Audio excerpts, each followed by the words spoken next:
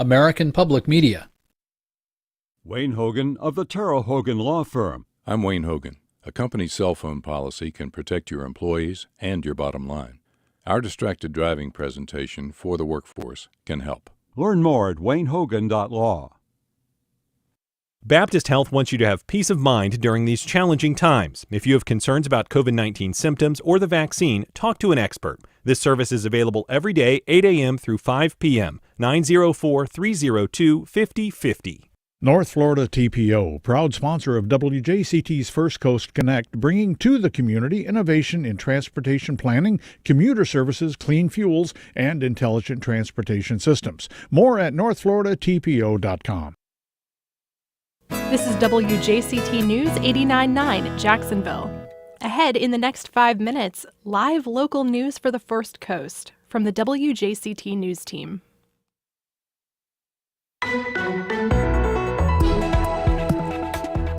The city's Pathway to Home program and getting homeless people off downtown streets. I'm Melissa Ross, and just ahead this hour on First Coast Connect, the city of Jacksonville has housed dozens of people that were living in a tent city. But that tent city is still sizable. We'll speak with Dawn Gilman, CEO of Changing Homelessness, about this issue then later. We look at how these issues are playing out throughout the state of Florida, and also we look at different groups of students who are especially affected. A special public media collaborative debuts this month, The Class of COVID-19, how the pandemic has affected Florida's most vulnerable students. That and more, just ahead.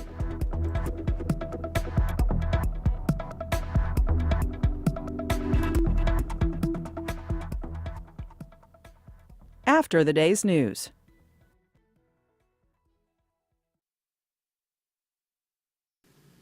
Live from NPR News, I'm Corva Coleman. The big winter storm that walloped Texas is now streaming northeast. The National Weather Service has posted winter storm warnings from Arkansas to New Jersey. Power remains out for thousands of customers in Kentucky, Virginia, and West Virginia.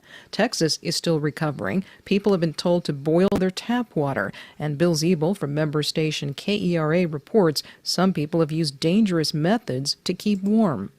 Cases of carbon monoxide poisoning are rising as people use generators and even charcoal grills to heat their homes. As frozen water pipes burst, hundreds of Texas cities are now warning residents to boil their water so it's potable if they've even got power to boil it. And in Fort Worth and nearby towns, more than 100 people called 911 fearing hypothermia.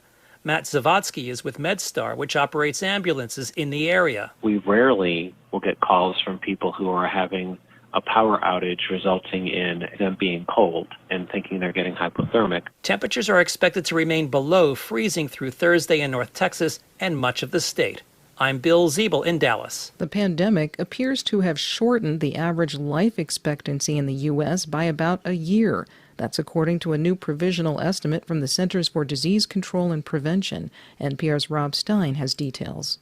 The CDC's National Center for Health Statistics says that in the first half of 2020, the U.S. life expectancy at birth was 77.8 years. That's a one-year decline from the previous year and the lowest life expectancy since 2006. But the CDC says it looks like life expectancy fell even more for blacks and Hispanics than it did for whites.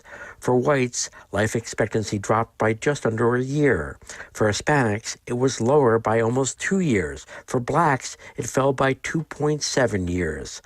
The researchers note that the estimate is only from the first half of 2020, so it doesn't fully capture the impact of the pandemic. The CDC says overdose deaths also probably played a role. Rob Stein, NPR News. NASA is preparing for its spacecraft to land on Mars later today. The probe is carrying a rover. NPR's Joe Palca says it will look for signs of ancient water, and it has found a promising site. This is a place called Jezero Crater. They think there was a lake there once 3.5 billion years ago. There might have been rivers flowing into the lake, and there might have been microbes in the lake. So cameras on the rover will study the appearance of the rocks, and they'll be looking for things called stromatolites, which are structures left behind by mats of bacteria. NPR's Joe Palca reporting. The Labor Department has released its weekly report on unemployment claims. Jobless claims unexpectedly rose to about 861,000 last week. Layoffs remain high as the coronavirus pandemic continues. This is NPR. Good morning. It's 9:04. This is WJCT News, 89.9 in Jacksonville. I'm Michelle Corum. JEA is restructuring its leadership team and has named 4 of the people who will help lead the city-owned utility starting next month. WJCT News' Brendan Rivers reports. JEA's new CEO, Jay Stowe, says the new structure will reduce the number of people who report directly to him from 11 to 7. 9 former members of the leadership team were fired last year following the failed attempt to sell the utility. Jody Brooks has been named the new Chief Administrative Officer. She was selected as the first Chief Legal Officer for JEA in 2016 and served as an attorney with the city's Office of General Counsel before that. David Emanuel will take over as Chief Human Resources Officer. He's been an HR executive for big-name companies, including AEG and Citigroup. Sheila Presley will continue in her role as Chief Customer Officer, where she served since November, and Laura Dutton has been named to the new role of Chief Strategy Officer. She comes to JEA with more than 17 years of experience working on strategy development, planning, and analysis in the public power industry. Search firms will be hired to help fill the 3 remaining leadership roles. Brendan Rivers, WJCT News, 89.9. Fort Caroline Middle School in Jacksonville is transitioning entirely to online learning through Duval Homeroom beginning today. They cite multiple cases of COVID-19, according to the school's website.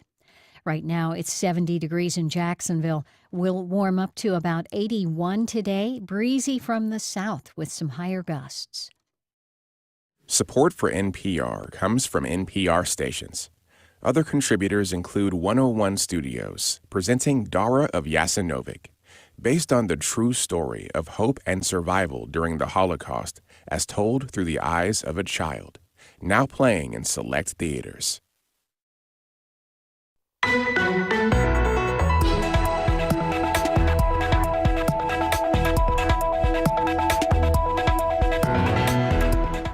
Dozens of people with no home to go to are being housed in local hotels, but many more are still living on the streets. Good morning. We're live from Studio 5. I'm Melissa Ross. This is First Coast Connect. Thanks for listening. Just ahead, what to do about the downtown tent city and long-term solutions for Jacksonville's homeless population. What are your thoughts? Give us a call. It's 549-2937. Then later, it's a new and collaborative public media project debuting this month. We'll tell you about Florida's class of COVID-19, how the pandemic is affecting this state's most vulnerable students. But first this hour, here are the latest numbers on the pandemic. 1.84 million, that's the total number of cases in Florida since the pandemic began. The death toll in the state stands at 29,311. Getting people who are without shelter off the streets will hasten the end of the pandemic. It's a critical public health issue. And recognizing that, the city of Jacksonville says it has successfully relocated 48 people from a downtown tent city into temporary shelter. This followed the announcement of their major rehousing initiative, Pathway to Home. But despite these efforts, there is still a pretty sizable tent city downtown. Hundreds of people have been there at any given time. Now, a spokesman for the city of Jackson told WJCT News Tuesday more people will be offered shelter in hotels when they get funding for that. However, some people staying at the tent city have expressed frustration over this situation. The COVID crisis has simply sent the homeless issue in this country into supernova. More people than ever living in tents on streets, living in their cars by pandemic-fueled woes. And it has laid bare the fragility of our local and national safety net. Dawn Gilman works on these issues every single day. She is CEO at Changing Homelessness in Jacksonville, and she's on the line. Dawn, good to hear your voice. Good morning. Good morning, Melissa. Thanks for having me. Let us know your thoughts, everybody, about the city's Pathway to Home effort to get homeless people out of a tent city downtown and long-term solutions for homelessness, including the mantra Housing First, which is something advocates like Dawn work on every day. 549-2937. Give us a call. Emails to firstcoastconnect@wjct.org. Tweets to @MelissaInJax. And our Facebook page is open. So, Don, the city launched Pathway to Home, and they've been housing people in hotels. But of course, the funding isn't there to house everyone. So tell us what the latest is downtown and what we might be able to expect in the next few weeks. Okay, Melissa, and I think it's important to go back to how much we have been doing since the beginning of the pandemic. On March 17th, a group of us had our first emergency shelter task force meeting on how we would, as a community serving folks who are experiencing homeless, would respond to a pandemic crisis. We set up a process that we would be able to screen people, and very quickly we realized that we would need places for folks who did not have a way to isolate if they were expected or we suspected of having COVID or tested positive for COVID, that they would need to isolate. So we have actually been housing people temporarily in hotels since April of 2020. Okay. Since April of 2020, almost 250 folks have been going into hotels. The Pathways to Home is a part of that. It was focused on one small concentrated area in the city, and we were able to move 48 people out of that encampment and into hotels. I think it's important for all the listeners to know that since April, we have followed the same prioritization, and that is we prioritize folks that are living on the street and have one of the underlying medical conditions identified by the CDC that makes them especially vulnerable to COVID. So as you mentioned, we have received quite a bit of CARES Act funding, and we are spending it very rapidly, and it's still not enough to house everyone. So we are moving as fast as we can. We currently have 121 households in hotels throughout Duval County, and those persons living in hotels are working with rapid rehousing case managers to identify permanent housing that they will be able to sustain going forward. We're speaking with Dawn Gilman, CEO of Changing Homelessness. Give us a call. It's 549-2937. I'm going to throw a few numbers out. Nearly 1 in 500 Americans is homeless, mainly on the West Coast and in the Northeast, but we are seeing the numbers tick up here. Homeless advocates like you, Dawn, say people without permanent housing are chronically undercounted. The pandemic has taken what has been a long-term issue in this country into full-blown crisis mode. Can you talk a little bit about how the pandemic has worsened this problem and how you are coordinating with other agencies in the city to try to get your arms around this? Because it's just been remarkable to watch this tent city grow by the day. So let's start with the coordination effort. The agency that I have the pleasure of leading was actually founded back in the 70s for that reason, to help coordinate efforts of a lot of different agencies and faith-based entities that work towards ending homelessness.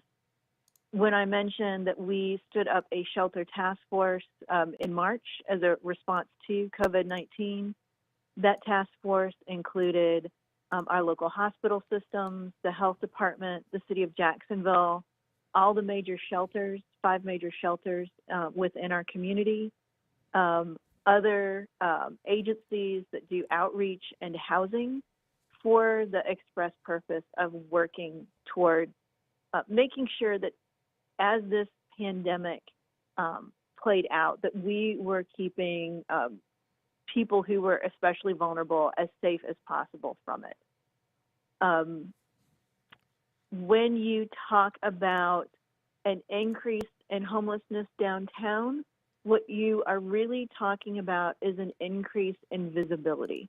One of the things that we as a group started to notice at the beginning of the pandemic, especially when we all heard the mayor give us a safer at home notice, suddenly people started to notice their neighbors that did not have a home. We started getting a significant uptick in calls and concern at that point. it's something we who have been working on ending homelessness for a long time have known for a while. Housing is healthcare. It is much safer health-wise if you are able to live in a safe place. So that is a huge issue that we are working with. Mm-hmm. The encampment that is getting the most attention is especially visible in our community.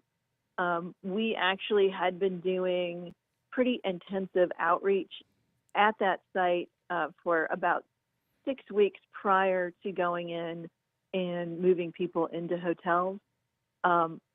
Most of those people who are living there are known to the system. They just have relocated from other parts of our community because there is now a belief if they are in that space, they will be offered either a hotel or other housing more rapidly. Now, let me ask you, Dawn, there is an urban rest stop that the city is urging people to use. If you're unsheltered, you can use restrooms, showers, laundry, get medical help, access more care. It's inside the Sulzbacher Center on Adams Street, right behind the Duval County Jail. That's helpful, but that's not the whole solution, right? Correct. That is, and what I think will probably, as callers come in with questions, we're going to see there's two parts of this problem. There is the immediate need, right? People are homeless on our streets. They need better shelter. They need medical care. They need access to showers, restrooms, a way to do their laundry, things that we would normally do within our home. And we also have the longer term need. The only solution to homelessness is a home. So how do we, who have been working through a decade plus long affordability crisis in housing, help folks get back into housing as quickly as possible? Right. Rapid rehousing. It's common sense. What? By the way, it's 549-2937. Let us know your thoughts about the solution to this problem in Jacksonville. Why has it taken so long, Dawn, for people to come around to this common sense solution, which is provide housing for people that need it? Here's an email from a listener. The Times Union building has been vacant for years. I saw some homeless people over there. Why can't they be housed in a vacant building like that? What's your answer to that listener? So most of the vacant buildings are actually owned by someone. So we as nonprofits do not have the authority to take over buildings just because they are empty. We are also actively looking for buildings that we can use for congregate shelter. For those buildings to be used for us, we have criteria that we know we need. We need so many bathrooms, a commercial kitchen, and space for people to be able to socially distance. Just taking an empty office building may actually exacerbate a problem rather than solve the issue. Thank you for that expertise. I'm so glad to get your expertise on this because people see what they think is a common sense solution, but it not necessarily is. Yeah. Yes. Okay. I'm gonna go to a few tweets before we go to the calls because we have many people tweeting us about the downtown tent city and the efforts of groups like Changing Homelessness. Mark tweets the show. Most people want jobs, affordable rent, decent transportation. Why can't the city address this? And the crime issue, poverty issue, it's all connected.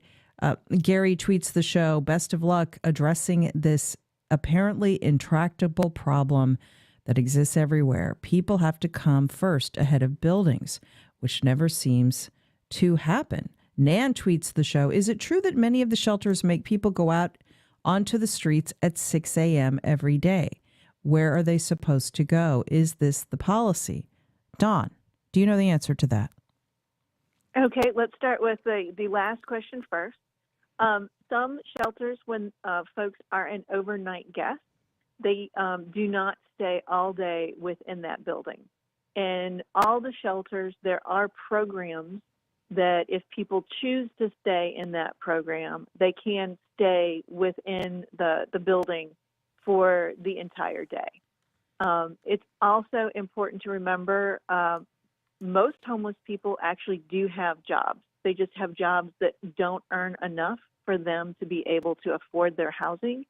So sometimes they choose sheltering options that allow them to go to those jobs at the times they need to come and go. There's some criticism of this policy on social media. What's your reaction to that?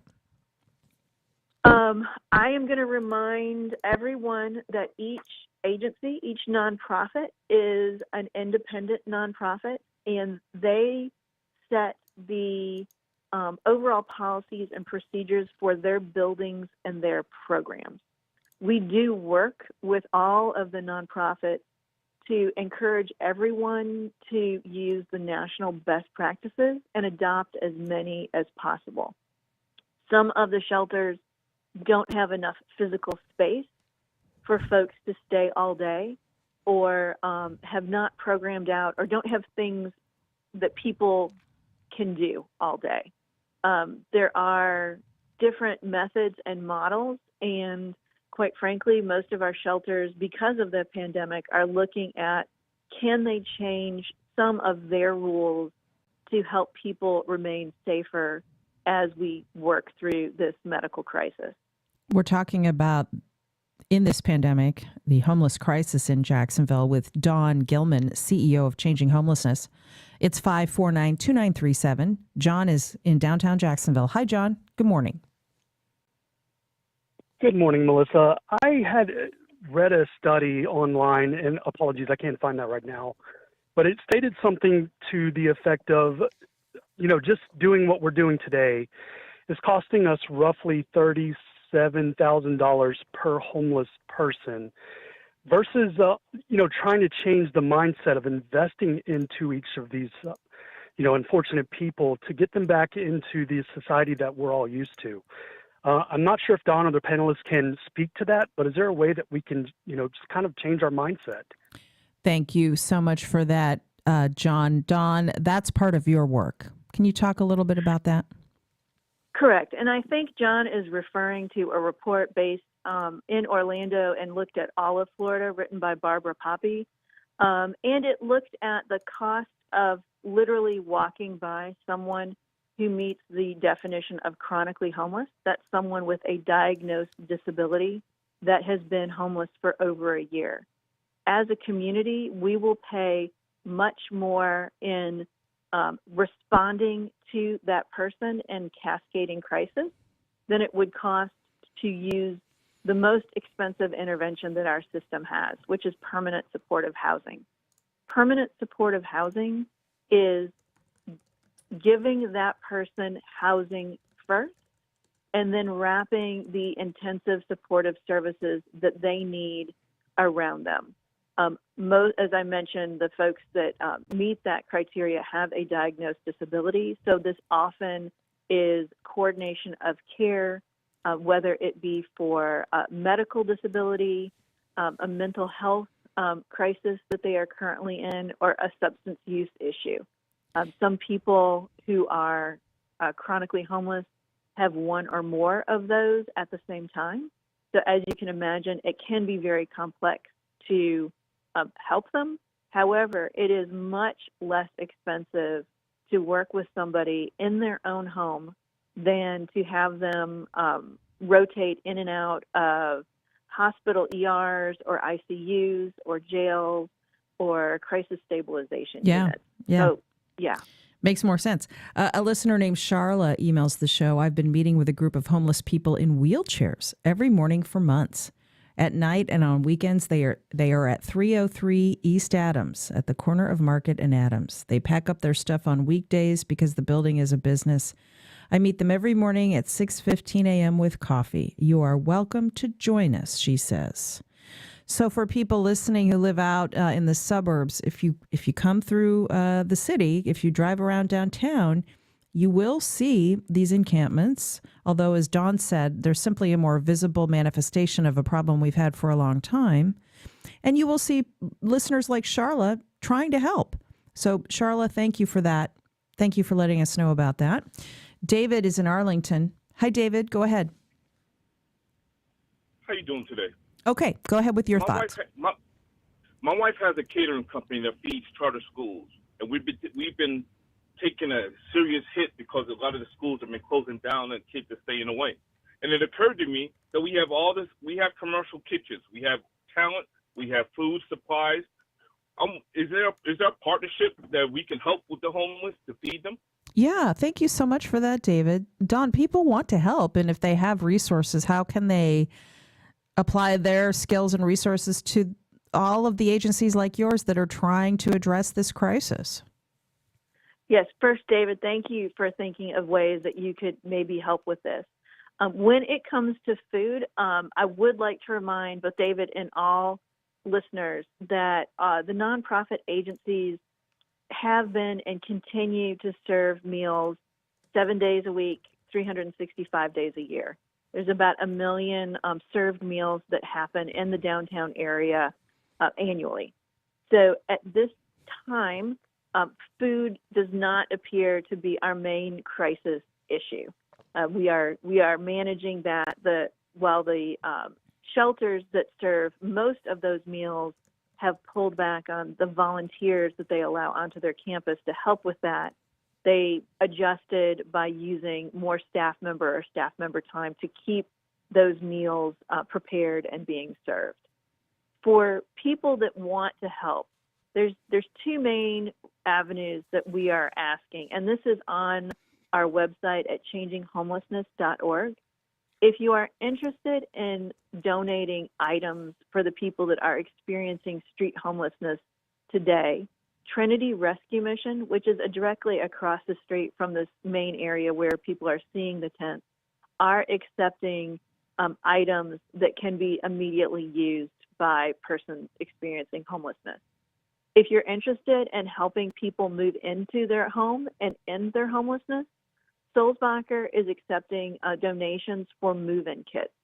Often people don't have the basics to set up a household when they move into a new apartment, and most of our grants do not allow us to spend money on those things. So those are links to those, and what those items are on our website at changinghomelessness.org. Changinghomelessness.org. Also, contact the Sulzbacher Center, as Dawn said, if you want to help. Dawn Gilman, doing amazing work in this community.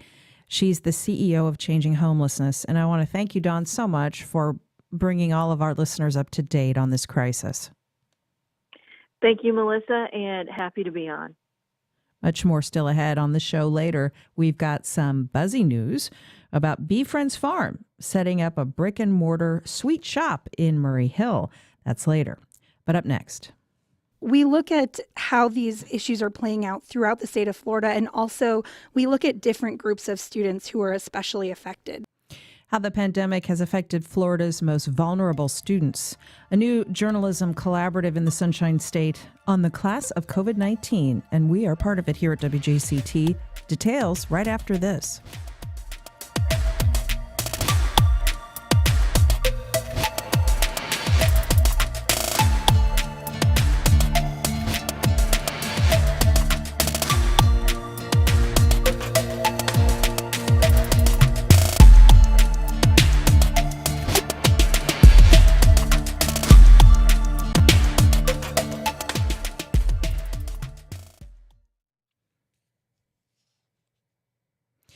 Well, hundreds of thousands of Florida children haven't been in a classroom for nearly a year. They've been learning through a screen or not showing up for class at all because of the pandemic.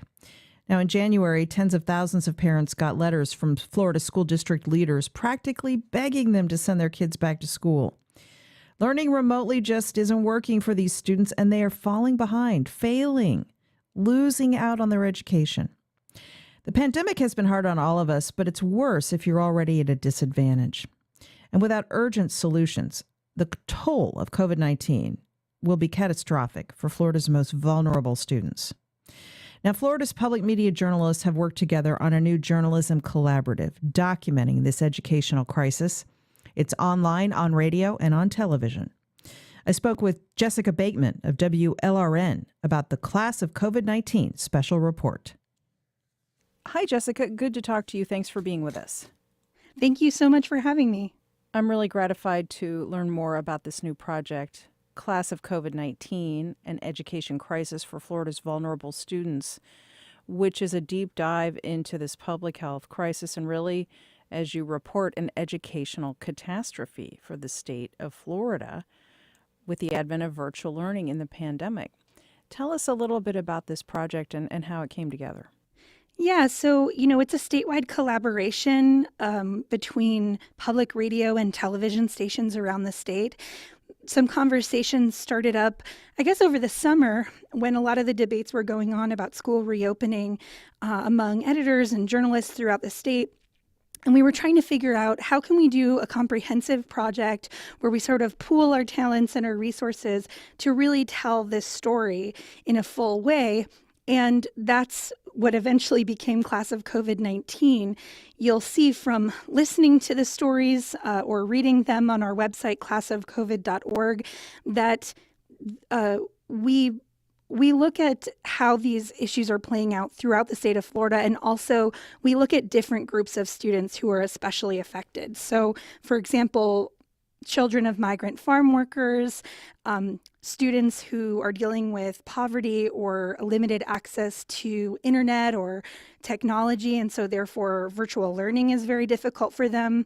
There's a story about Parkland survivors of the 2018 shooting at Marjory Stoneman Douglas High School, and how they're coping with the layered trauma of the pandemic and the isolation of the pandemic on top of, the trauma that they're still recovering from. The senior class at Marjory Stoneman Douglas, they were freshmen when the shooting happened. So that particular group of students started their high school career with the shooting and are ending it in a pandemic. So, we're looking at different groups of students and families that are, basically people who were already struggling before the pandemic, and looking at how COVID-19 has made those problems just that much worse. There are so many layers to this.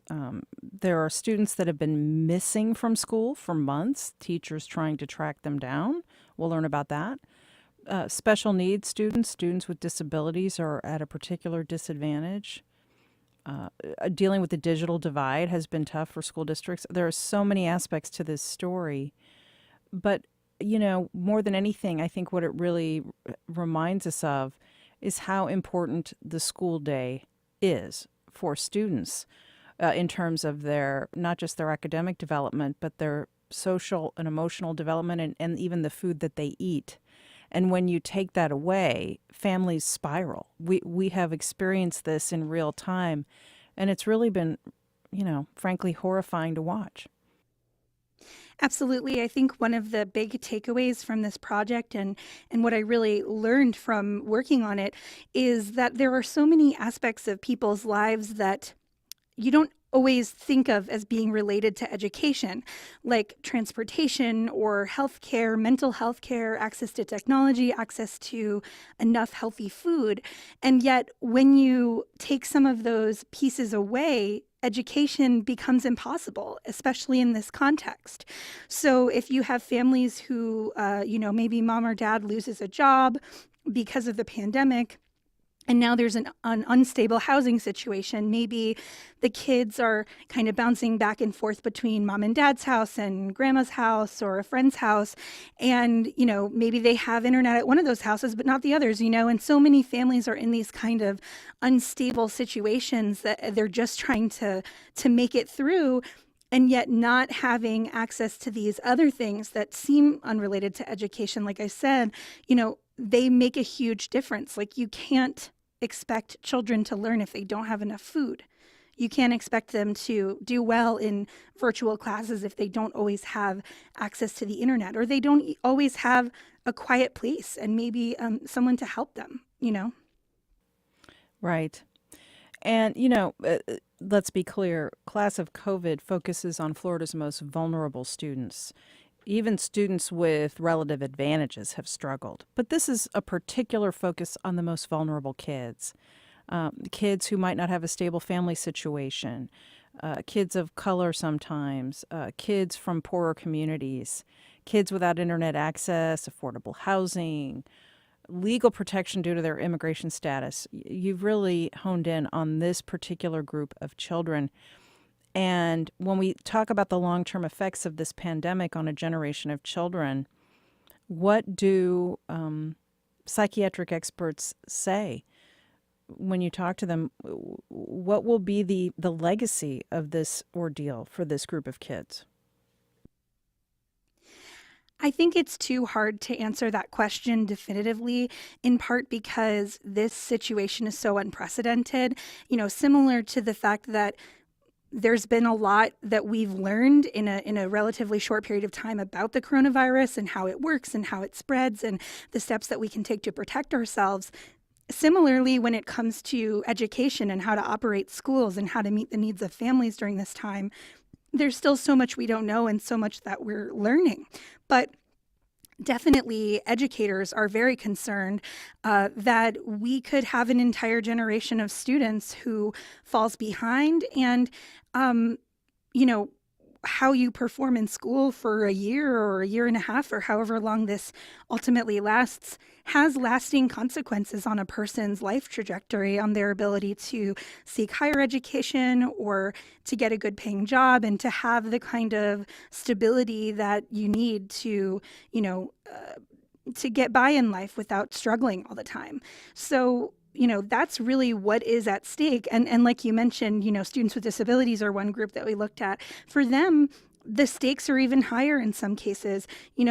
School is a place where children get a lot of things. They get education, obviously. They get food. They get sometimes medical care. They get, that socialization with their peers. And for students with disabilities, they often also at school get these critical therapies like speech therapy, physical therapy, occupational therapy to help them overcome their disabilities or to learn how to, manage their disabilities better. And a lot of students during the school shutdowns of last spring didn't receive those services or didn't receive as much as they were entitled to, or receive them remotely in ways that just weren't as effective.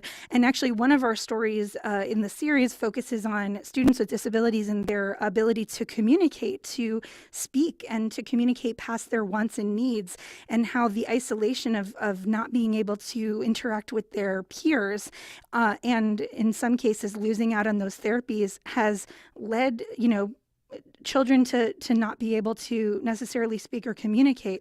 And you can imagine being a parent in that situation and seeing these milestones that you've worked years to reach to help your child to have the best life they can start to slip away. It is, like you said, horrifying.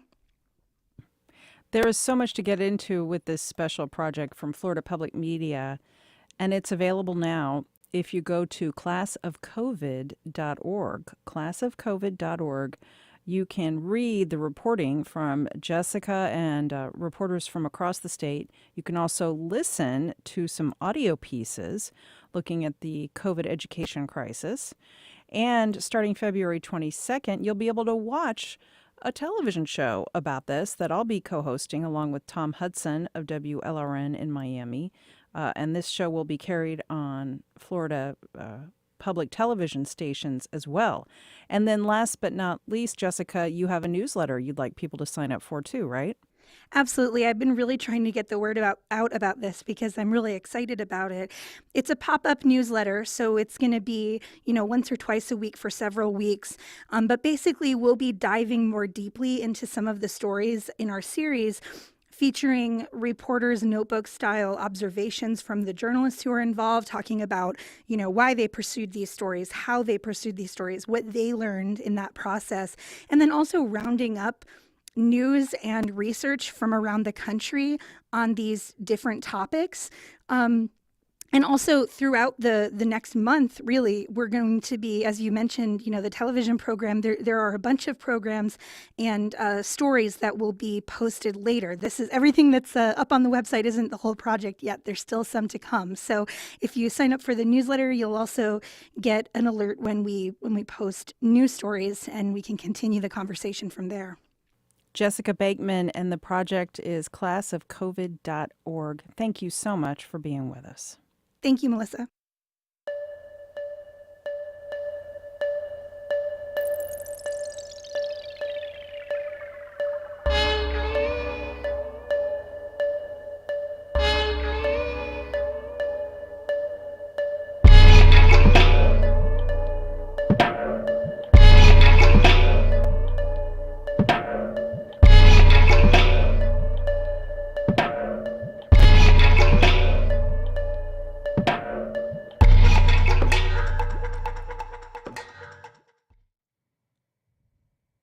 Let's head over now to MoCA Jacksonville. The Downtown Museum is opening up a new exhibit this Friday, created by artist Jeremy Dean.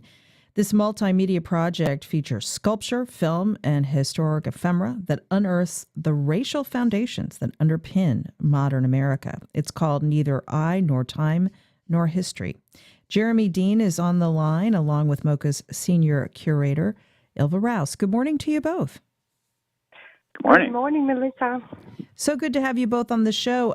Jeremy, let's start with you. Tell us a little bit about this very timely exhibit. Well, I've been working in and around these issues for almost 20 years. You may recall you and I had a conversation maybe 15 years ago when I made a film, Dare Not Walk Alone, that looked at I remember. that looked at the civil rights movement in St. Augustine and sort of the issues past and present. And I've continued to work and be involved in these issues for the last almost 2 decades, and particularly collecting images and artifacts and moving images related to Northeast Florida and civil rights and issues of social justice. So that was kind of, the beginning and sort of where this show started. But I'm really excited to present this work. We have in the theater, we're going to be showing about 2.5 hours of film footage of the St. Augustine movement, much of which has never been seen before or rarely seen. So visitors will be able to come in and watch that in its entirety or any part that they choose to see. We also have about 30 archival photographs, original photographs from 1964 of the civil rights movement. And again, those have never been seen. And then I have 2 new video pieces that I've made, and then also some new sculptural works that use parts of the foundation of the recently removed Confederate monument as sculptures to think about the idea of structural racism and how the foundations, the building blocks of America were built around inequality and around the idea of a white superior class. Ilva Rouse, this is in keeping with the tradition at MoCA Jacksonville of staging provocative exhibits that challenge traditional narratives and that educate people about what the information that they should have been taught in school but weren't. Tell us a little bit more about MoCA's role in staging this work. Yeah, we're so pleased to host this exhibition. It really puts the recent momentous events we've all been through lately in a historical context. And also with the sculptural series that Dean has made that incorporates actual pieces of the foundation from the Confederate monument that was recently taken down in St. Augustine. It's really striking to visit the exhibit that's in our ground floor, directly across from what is now James Weldon Johnson Park, where we have that empty pedestal after the June 9th removal of the Confederate soldier of what was then still Hemming Park. So it's a really issue in the current public debate in our city. Mm-hmm. Right. I mean, the Confederate statue coming down in the park and the renaming of the park was a really visible way of showing how this city is grappling with historic institutional racism and a sort of a physical dismantling of the most prominent symbol of that in Jacksonville, Jeremy. Your exhibit is another way of dismantling these old ways of thinking and these systems. And as I look at this calendar, your work goes on for some time at MoCA. There are multiple opportunities for the public to engage in this multimedia exhibit, right? Yeah, that's correct. We're also, in addition to the physical work in the museum, we're also going to be having a series of discussions, panel discussions, forums talking about some of these issues, as well as a film series. We're going to be bringing in several films that deal with a lot of these issues. So for the next 3-4 months, there's going to be lots of opportunities to engage in dialogue around these critical issues. And I think that's really important. You know, the stuff that we saw happen this summer didn't come out of nowhere. There's a context for it, and there's a historical context. And I feel like that's the role of an artist right now, and the media as well, is to create context for what we've seen and help us try to understand the world in which we live. And I think that Jacksonville MoCA has been doing that for a long time. I'm really, really proud and happy that they've invited me to show this work, because I think it's really important. Now, your work has been featured across this area and nationally, too. When people engage with you for the first time, what's the typical reaction, particularly from white Americans who, for many white Americans, this history is not well known, not well understood, and there's been a competing narrative that they've been taught? Absolutely. I mean, I think that is part of the battle right now. There's a battle for history and historical narrative. And I think that especially in Northeast Florida, where we hear the word structural racism, and a lot of times we don't really understand what that means, and especially from the white community, it instantly makes us feel defensive. But I think we have to have a baseline definition for what racism is. Racism is what happens when you back one group's racial preference with legal authority and institutional control. So when a group assumes this kind of power, it's transformed into a far-reaching system that's operating in the background 24 hours a day. Whether we acknowledge it, like it or not, it's there. It's working. So racism is about structure. It's about architecture, infrastructure. It's about zoning and housing, banking and education, police, employment, leisure, and access. And it often takes the form of highways, bridges, maps, internet cables, history books, job interviews, apartment applications, and a million other points of contact. So I think a lot of times when we think of the word racism, we think of, well, there's going to be some Klan members with hoods, waving Confederate flags. And yes, that is one version of racism. But when we live in the society that we live in, that had a white power structure, that had all the control, it built the physical world that we live in. So we participate in a racist structure every day, whether we acknowledge it or not, just by driving down a highway, just by job applications and living our normal life. We're actually contributing and benefiting so much from these policies that were put in place, decades and decades and generations ago. And so I think that has to be understood and acknowledged by the white community if we're ever going to try to build something that is more equitable for all Americans. So check it out, the new exhibit at MoCA Jacksonville, created by artist Jeremy Dean. It's called Neither I Nor Time Nor History. Multiple opportunities to engage. Check out all the information at mocajacksonville.org. Jeremy, thank you. And thank you so much as well, Ilva, senior curator at MoCA, Ilva Rouse, also on the line. Thanks to you both. Thank you. Thank you, Melissa. Again, mocajacksonville.org for that exhibit. And there will be lots happening for several weeks with that.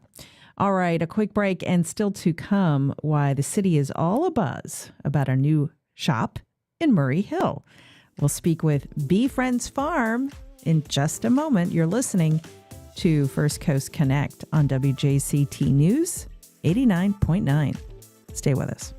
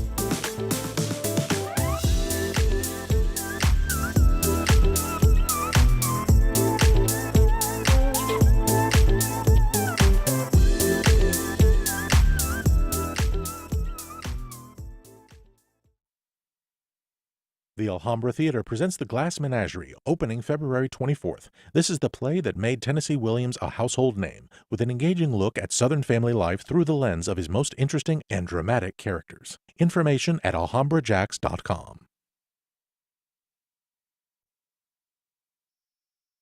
Announcing Vickers Landing at Oak Bridge, bridging retirees with an all-new Ponte Vedra Beach community, featuring new homes, a resort lifestyle, and a life plan for every stage of aging.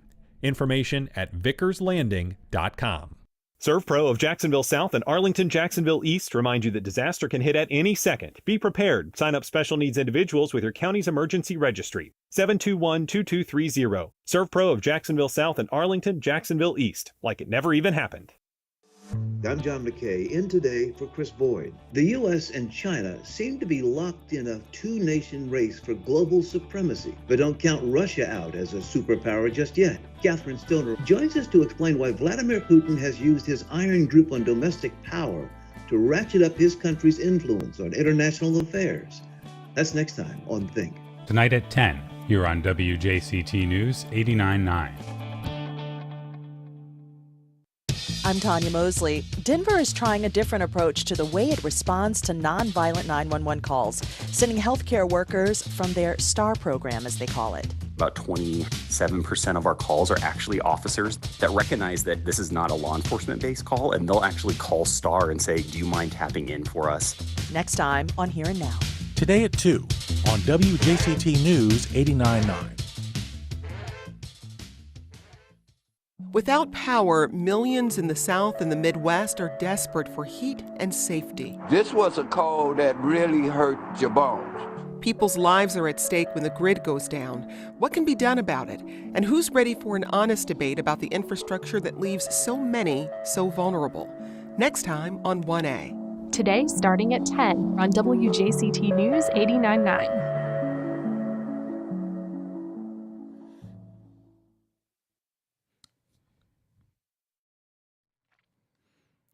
Welcome back. Well, finally, this hour, a bit of sweet news for you. Bee Friends Farm, the locally beekeeper-owned and operated honey company, is opening its first brick-and-mortar retail shop in Murray Hill, opening their doors at the end of this month. Brentley Stead is with Bee Friends Farm and is on the line. Brentley, good morning. Good morning. How are you? I'm great, thanks. And I've been a fan of Bee Friends Farm for years, so I'm really excited to have you on and talk about this. You're opening up a new retail shop on Edgewood Avenue next to Community Loaves. Going to be selling honey and some other stuff, right? Yeah, absolutely. Well, thanks for your support all these years. We're super excited to be opening our doors. In addition to our full line of honey, including our liquid and our creamed honey, and our specialty stuff like our roasted salted pecans with honey and our cut comb, we'll also be having kind of an education corner that has all of our beekeeping equipment so that backyard beekeepers can get their start, as well as some books and stuff like that. So it's going to be a really cool spot that has, artisan honey plus some really educational things on not just bees, but raw honey. Now, you come from a beekeeping family, isn't that right? You've been doing this in the people that run Bee Friends, the Leach family, for many years. Yeah, absolutely. Michael Leach, who is the founder of Bee Friends Farm, and his wife, Christy Leach. Christy has both her father and her grandfather were both beekeepers. So there's a lot of beekeeping in the family, and that kind of generational knowledge has been crucial in kind of helping our hives, keep them healthy, and as well as connecting with the community. Mike has been, he grew up in Murray Hill. He is part of the Jacksonville Beekeepers Association, and we kind of, the beekeeping community is very tight-knit, so we all kind of help each other out and share knowledge, and, we all have the same goal, which is to keep our honeybees alive. Let's talk about that, because as we've been hearing about for years now, bee colonies are threatened with collapse. So the work of local beekeepers like the Leach family is so important. Can you talk about why the role of bees is so critical to, keeping our whole ecosystem humming along? People need a scientific education about this, don't they? Absolutely. Bees are amazing. We love honeybees for a lot of reasons, not just because they produce honey, but they are great pollinators. So honeybees are a really good choice. to support our local ecosystem, whether it's food or flowering plants. We produce a lot of wild honeys like gallberry, saw palmetto, black mangrove, and over the years we've seen an increase in those blooms in those areas. So it's not just about our crops, like the food that we eat, which of course is very important. And that can span from everything from avocados to almonds, oranges, cherries. All of those things rely on pollination contracts, which is something that beekeepers do. And so what's exciting is that with the store opening in Murray Hill on Edgewood, people can pick up the products that we've been seeing at venues around town for years. Honey, beeswax candles, other gifts and products. But they can also learn about this whole world that you're part of. You're really bringing people into the bee world, which is, I think it's exciting, especially for families to bring their kids so that they can learn more. Education is a huge component for us. And some of those events that you're talking about, we've always been out about in the community, and that's kind of what helped propel us to the storefront. So people, we've seen the interest grow tremendously in Jacksonville. And, example, our Honeybee Fest that we've had every year, we did a virtual one this year, due to COVID. But those educational pieces, families love, kids are interested. To see kids get interested and kind of understand, their eyes get really wide when they see live bees when we have our observation hive and stuff like that. It's an amazing experience to kind of watch them understand that these insects are crucial to their life and they're not just scary, or that we can take away some of that fear. Yeah. It's really kind of cool. Yeah. The Honeybee Festival at the fairgrounds was always incredibly well attended and so much fun. And hopefully next year it will not be virtual, it'll be in person again. But in the meantime, as you open up the new Bee Friends Farm on Edgewood, when is opening day? So we'll be open this last weekend of February. So that 26th through the 28th, we're going to try and do our kind of grand opening. And people can find some more information on our social media as we release some more of that. We're trying to, again, we're trying to figure that out due to COVID. We obviously want the biggest grand opening we can have, but we want to keep our customers safe. So we're working through that right now, and we'll definitely have some fun stuff that weekend. And that the 28th will coincide with the Vagabond Flea, which is part of the Vagabond Coffee Shop, which is also on Edgewood, and another event where we, were able to connect with the community and figure out that Murray Hill was going to be a great spot for us. So we'll be out at that event, and we'll have our doors open all weekend, the 27th and the 28th. And again, we're on 1118 Edgewood Ave, right next to Community Loaves. And we're excited. It's going to be a good time. We hope people will come out and smell some beeswax candles and maybe try some samples of things. It will be so much fun. Kudos. I can't wait to see it. Brentley Stead on the line with Bee Friends Farm. Go to their grand opening in Murray Hill the last weekend in February. Thanks so much. Thanks, Melissa. We'll see you there. And that's our show. Thanks for listening.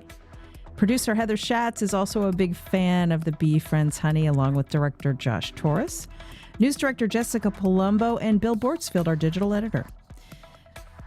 Keep that feedback coming. Send emails to firstcoastconnect@wjct.org and catch our podcast up later today. Wherever you listen, you can always listen through the WJCT app. I'm Melissa Ross. We'll be back at 9 a.m. tomorrow for our Friday Media Roundtable, rounding up the biggest stories from the week. Talk to you then.